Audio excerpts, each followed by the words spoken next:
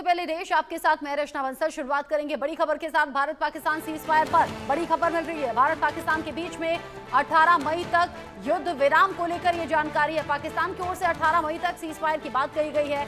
18 मई तक cease fire बढ़ाने पर यह सहमति हुई है। हालांकि सीज फायर के बावजूद पाकिस्तान की तरफ से हिमाकतें होती रही हैं, लेकिन अभी जो अपडेट मिल रहा है पाकिस्तान की तरफ से ये कहा गया है कि 18 मई तक के लिए सीज फायर आगे बढ़ा है, यानी कि सीज फायर जो है ये 18 मई तक के लिए है।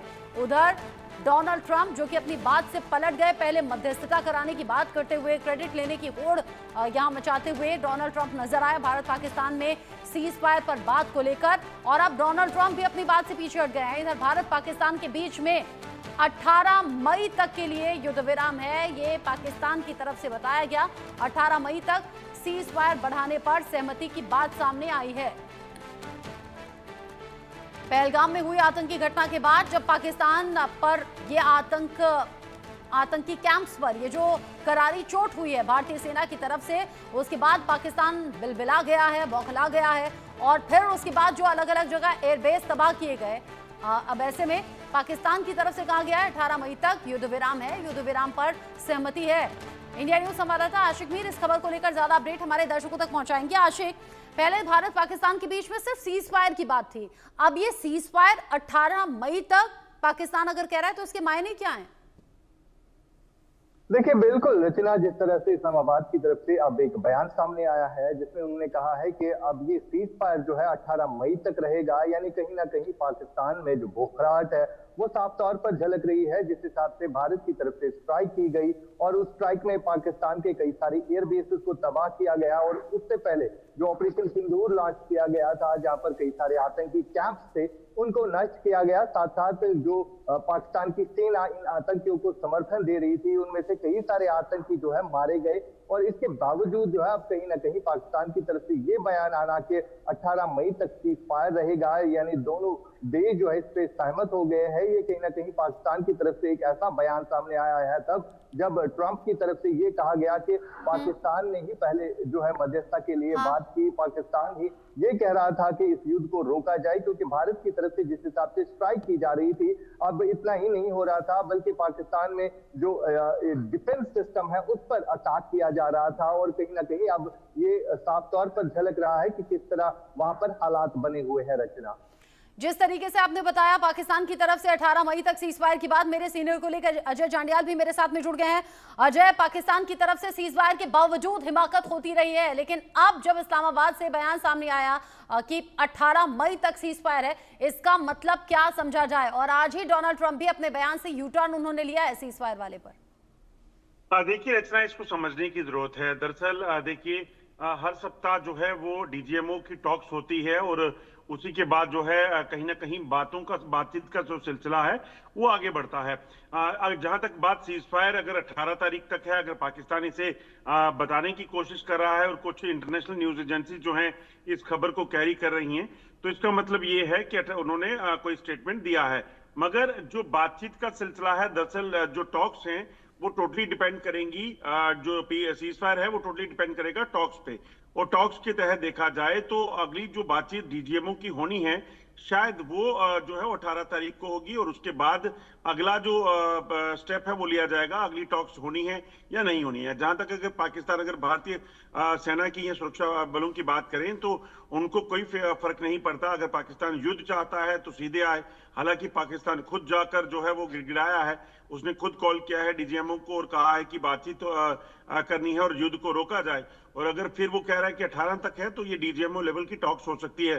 हालांकि आपको ये भी बता दूं, जो आज जानकारी आईएसपीआर की तरफ से दी गई है, पाकिस्तान के डीजीएमओ ने क्लेम किया है, पाकिस्तान ने ये क्लेम किया है कि आज भी भारत और पाकिस्तान के डीजीएमओ के बीच बातचीत हुई है, और सीज फायर को आगे बढ़ाने और उसको जो कहीं ना कहीं सरहद पर जो युद्ध विराम है उसको जारी रखने के लिए एक पॉजिटिव माहौल में जो है वो चर्चा हुई है।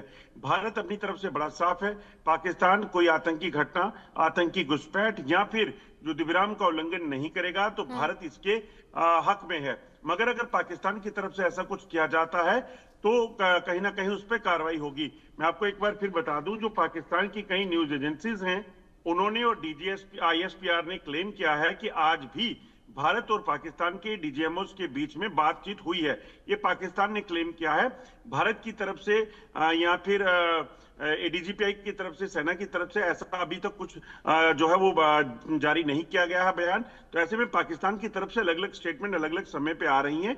मगर हम भारतीय सेना की स्टेटमेंट को देखें तो उन्होंने पिछले बार डीजीएमओ लेवल की टॉक जो हुई थी उसमें कहा था कि बातचीत जारी रहेगी और बातचीत अगर सीजफायर हमारी तरफ से उल्लंघन नहीं होगा, मगर अगर पाकिस्तान कोई हरकत करता है तो जवाब दिया जाएगा। ठीक है अजय और आशिक, आप दोनों ही नजर बनाए रखिएगा। अब इस बात का मतलब ये है कि डीजीएमओ की जो अगली बातचीत होनी है या अभी तक की जो बातचीत हुई है उसमें 18 तारीख तक की सहमति है। आगे जो अपडेट होगा आप दोनों के जरिए दर्शकों तक पहुंचाएंगे। अभी के लिए शुक्रिया आप दोनों का।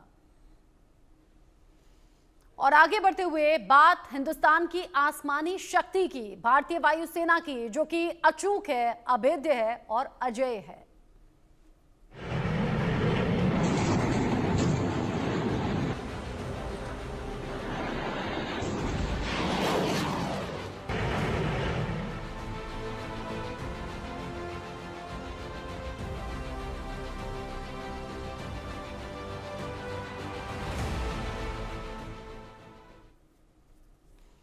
भारत पाकिस्तान के बीच पिछले दिनों यह मालूम हो गया कि कैसे भारत का सिस्टम बहुत ज्यादा मजबूत है और पाकिस्तान अपनी हर कोशिश में नाकाम रहा। मैं बात कर रही हूं भारत के एयर डिफेंस सिस्टम की, जिसे भेदना दुश्मन के लिए मुश्किल ही नहीं बल्कि नामुमकिन है।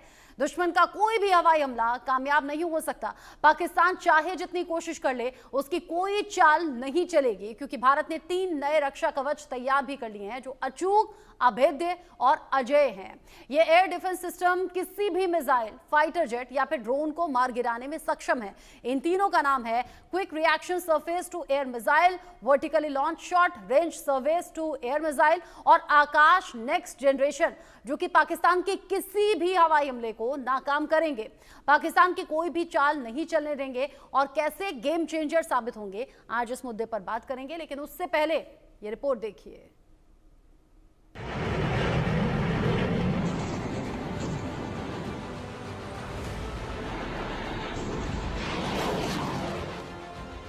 भारत की मिसाइलों ने पाकिस्तान में कैसे कहर बरपाया, इसकी तस्वीरें पूरी दुनिया ने देखी। भारत के एयर डिफेंस सिस्टम ने कैसे पाकिस्तान की मिसाइलों और ड्रोन को आसमान में पटाखों की तरह जलाया, इसकी तस्वीर भी सामने आई। भारत के इन हथियारों के आगे पाकिस्तान को घुटने टेकने पड़े। पाकिस्तान बेदम हो गया, आतंक के गढ़ में मातम पसर गया।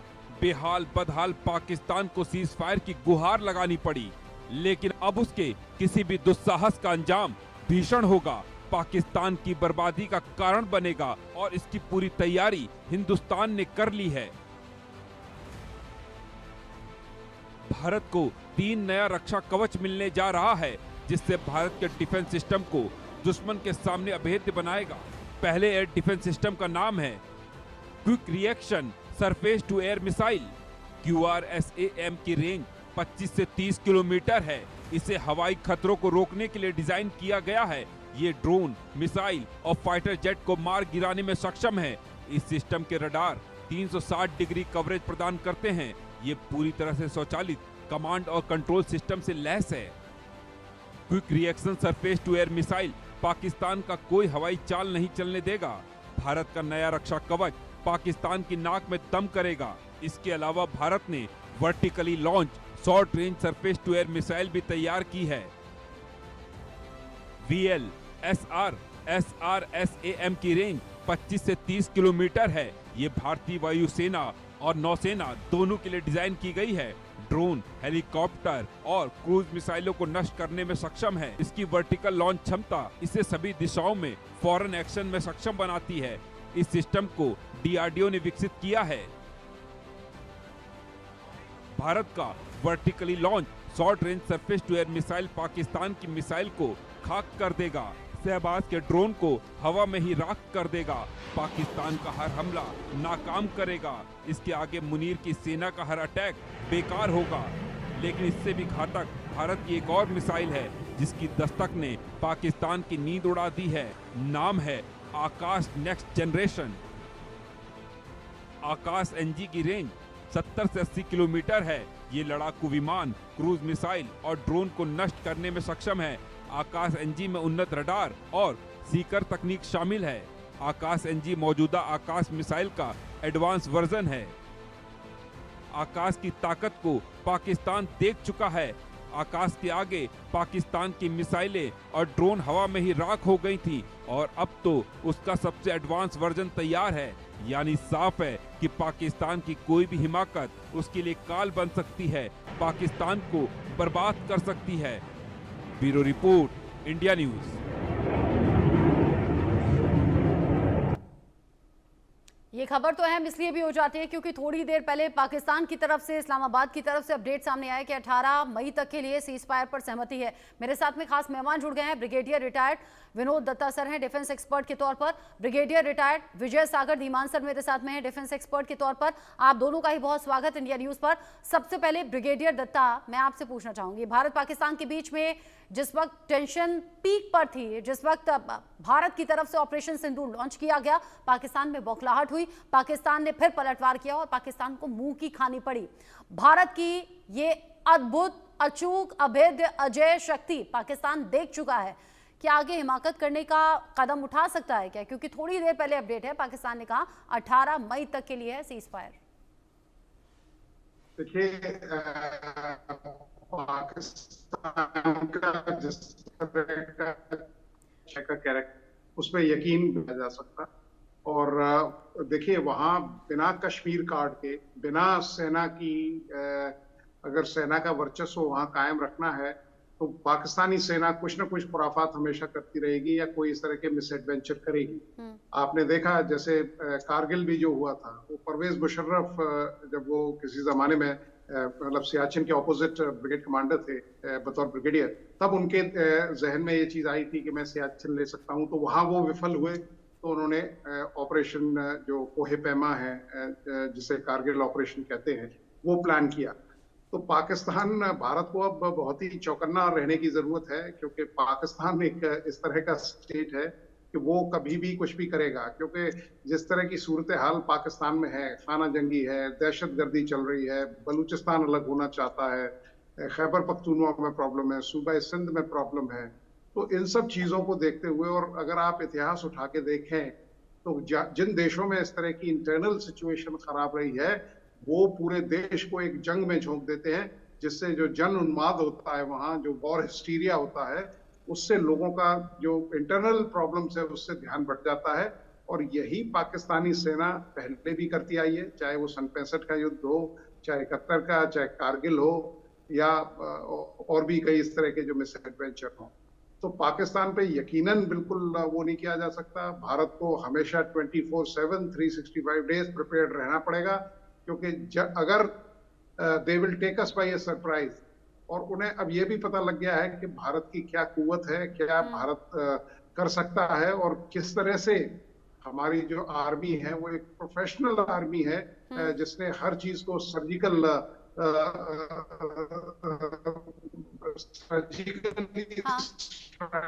किया है। वही गोल। और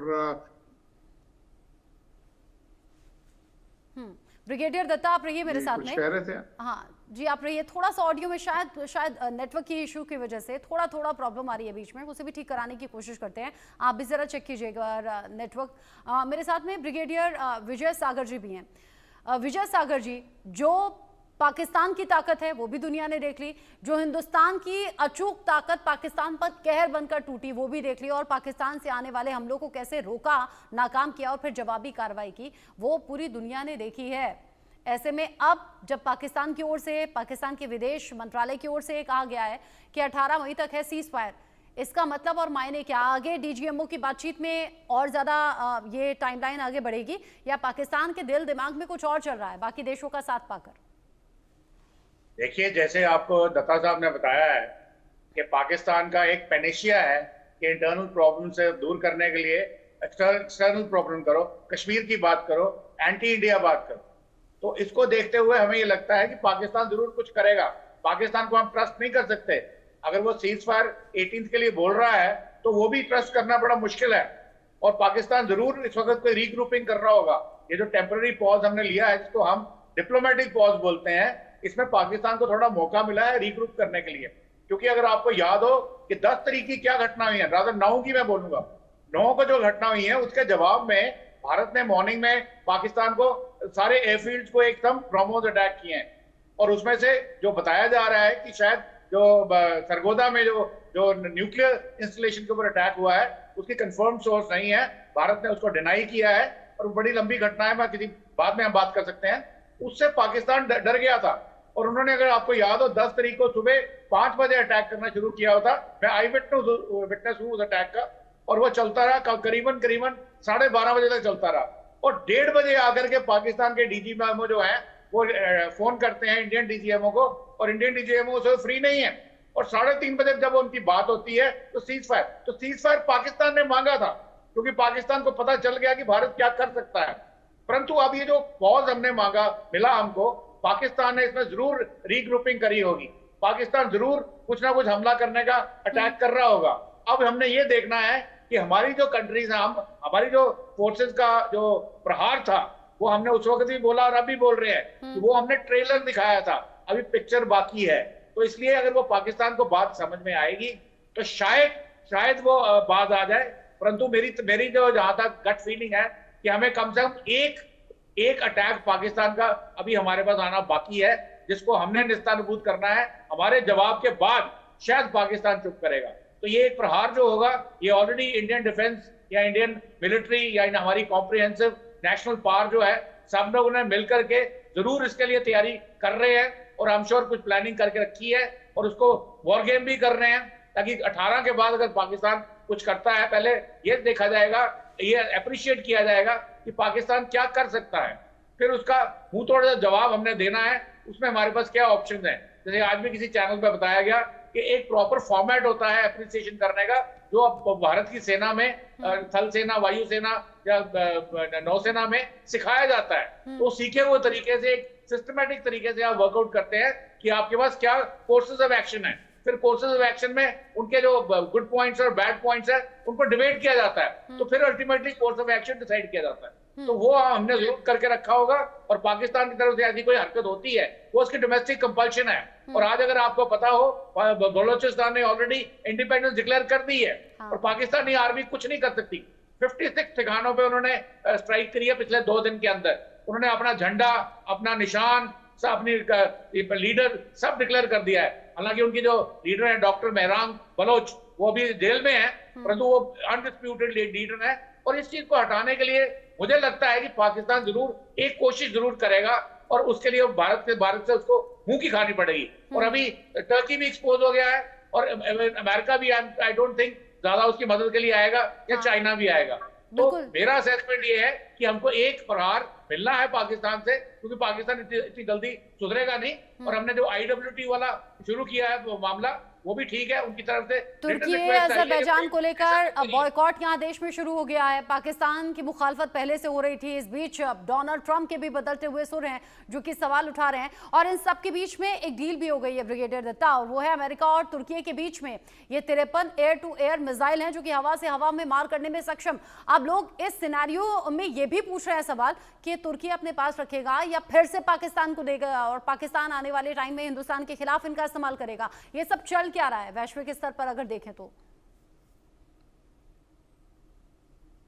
देखिए, तुर्की का भी अगर आप देखें और उसकी तारीख में जाएं तो हालांकि वो नेटो का मेंबर है, लेकिन उसने अमेरिका के लिए भी बहुत प्रॉब्लम्स खड़ी कर रखी, और उसका झुकाव ज्यादातर बिकॉज एर्दोगान साहब भी एक, वो कहते हैं ना कि कैलिफेट या खलीफा बनने के जो उनका पॉलिटिकल एम्बिशन है वो रखते हैं। नेटो, अमेरिका और टर्की के जो संबंध है या तुर्की के संबंध है वो काफी मधुर नहीं है, या मतलब उनमें काफी खटास है। तुर्की का हमेशा यही मकसद रहता है। उसने पिछली बार भी कई बार अमेरिका को बोला था, साहब अगर आपने ये कोई डील करानी है या कुछ कोई डिसीजन लेना है या मेरी वोटिंग की जरूरत पड़ती है, तो उन्होंने पिछली बार कुछ F-16 हवाई जहाज भी अमेरिका से लिए। और मुझे ये समझ में नहीं आता है क्या अमेरिका के पास कंपल्शन है कि वो तुर्की को अभी भी नेटो में शामिल करता है, जब वो 22 देशों का फंडिंग कर सकता है तो यकीनन तुर्की को वो अपने जो ग्रुप है उससे निकाल सकता है। ठीक है। लेकिन कुछ तो मर रही होंगी, कोई युवा नहीं होता। और लेकिन हमारे लिए तो तुर्की ने पीठ में खंजर घोंपने वाला काम किया है और इसी का नतीजा है कि अब तुर्की के साथ में व्यापार भी या तुर्की में घूमने जाने वाले लोग भी, इनफैक्ट फिल्म निर्माताओं से कहा जा रहा है कि अपनी फिल्म की शूटिंग वहां मत कीजिए। यानी अलग अलग तरीके से जो आर्थिक चोट है वो तो तुर्की पर पड़ रही है, आगे पड़ेगी, ये तय समझिएगा। बहुत शुक्रिया। मेरे पास टाइम नहीं है, सॉरी धीमान सर।